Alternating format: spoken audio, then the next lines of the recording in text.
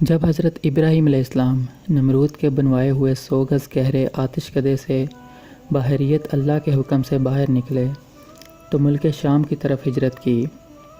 وہاں ایک شہر میں پہنچے تو دیکھا کہ ہزاروں آدمی نفیس لباس پہن کر ایک بڑے سے میدان کی طرف جا رہے ہیں۔ یہ دیکھ کر حضرت ابراہیم علیہ السلام کو بہت تعجب ہوا اور وہاں موجود لوگوں سے دریافت کیا کہ یہ کیا ماجرا ہے اور یہ سب خوبصورت نوجوان اتنے نفیس لباس پہن کر کہاں جا رہے ہیں۔ لوگوں نے بتایا کہ اس شہر کے بادشاہ کی ایک بیٹی ہے اور خیال یہ کیا جاتا ہے کہ اس شہزادی جیسا پوری دنیا میں کوئی دوسرا حسین نہیں ہے اور پوری دنیا کے بادشاہ اور شہزادے اس کی خواہش رکھتے ہیں، لیکن وہ کسی کو قبول نہیں کرتی، لیکن وہ کہتی ہے کہ میں اپنی پسند سے شادی کروں گی۔ اور اسی مقصد سے آج 7واں دن ہے۔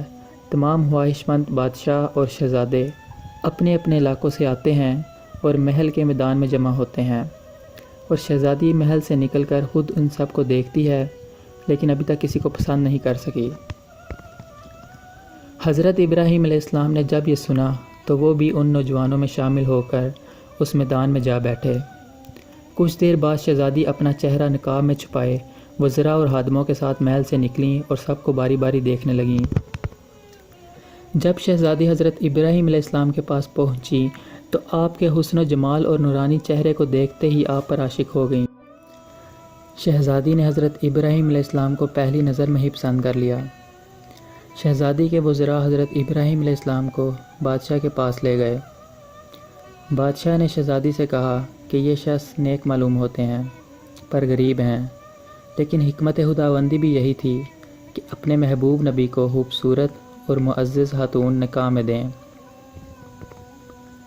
بادشاہ نے خوشی خوشی حضرت ابراہیم علیہ السلام کی شادی اپنی بیٹی شہزادی سارہ خاتون سے کر دی، اور دیگر روایات سے ثابت ہوتا ہے کہ بی بی سارہ انتہائی حسن و جمال کی مالک تھیں۔ کچھ عرصے بعد حضرت ابراہیم علیہ السلام نے مصر جانا چاہا تو بی بی سارہ نے کہا کہ اے ابراہیم، میں آپ کے ساتھ جانا چاہتی ہوں کیونکہ میں زندگی کا ایک بھی پل آپ کے بغیر نہیں گزارنا چاہتی۔ پھر دونوں نے بادشاہ سے اجازت طلب کی اور اجازت ملنے پر دونوں مصر کی طرف روانہ ہو گئے۔ رستے میں مسافروں نے بتایا کہ مصر کا بادشاہ بہت ظالم ہے، وہ اپنے شہر میں آئے تمام تاجروں سے ٹیکس لیتا ہے اور عورتوں کی بہت خواہش رکھتا ہے، اپنے شہر میں آئی ہر نئی عورت کو اپنی باندی بنا لیتا ہے۔ یہ سن کر حضرت ابراہیم علیہ السلام سوچ میں پڑ گئے، کیونکہ بی بی سارہ جیسی حسین خاتون عالم دنیا میں موجود نہ تھیں۔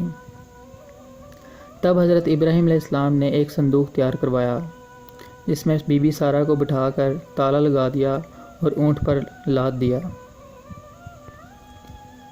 جب شہر میں داخل ہوئے تو بادشاہ کے ملازم جو ٹیکس لیتے تھے آگے بڑھے اور سامان چیک کرنے لگے۔ جب انہوں نے صندوق کھولنے پر اصرار کیا تو حضرت ابراہیم علیہ السلام نے کہا کہ میں ٹیکس بھی دوں گا اور اس صندوق کے وزن کے برابر سونا اور چاندی بھی دوں گا، لیکن صندوق مت کھولو۔ یہ سن کر ملازموں کو مزید شک ہو گیا اور زبردستی صندوق کھول ڈالا۔ صندوق میں انتہائی خوبصورت عورت کو دیکھ کر سب ملازم حیران رہ گئے۔ ملازم حضرت ابراہیم علیہ السلام اور بی بی سارہ کو بادشاہ کے پاس لے گئے۔ بی بی سارہ کو دیکھتے ہی بادشاہ کی نیت خراب ہو گئی اور حضرت ابراہیم علیہ السلام سے پوچھنے لگا کہ یہ عورت کون ہے، تو حضرت ابراہیم علیہ السلام نے علم و حکمت کی بنا پر بی بی سارہ کو اپنی بہن بتایا۔ تو وہ بادشاہ کہنے لگا کہ اپنی بہن کو ہمارے حوالے کرو اور چلے جاؤ۔ بادشاہ نے اپنی کنیزوں سے کہا کہ بی بی سارہ کو غسل کرواؤ اور خوبصورت لباس پہنا کر میرے پاس لے آؤ۔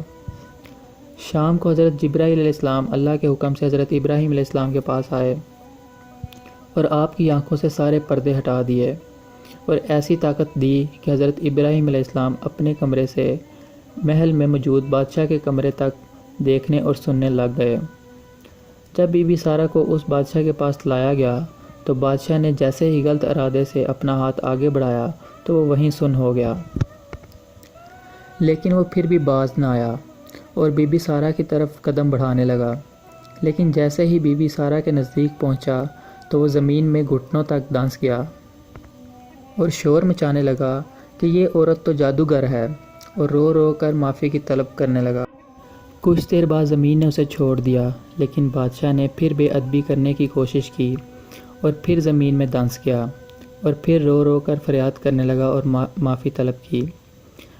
بی بی سارہ نے کہا کہ مجھ سے معافی مت مانگو، بلکہ میرے شوہر سے معافی مانگو، کیونکہ وہی تمہیں اس حالت سے نکال سکتے ہیں۔ بادشاہ نے فوراً پیغام بھجوا کر حضرت ابراہیم علیہ السلام کو بلوایا اور معافی طلب کی۔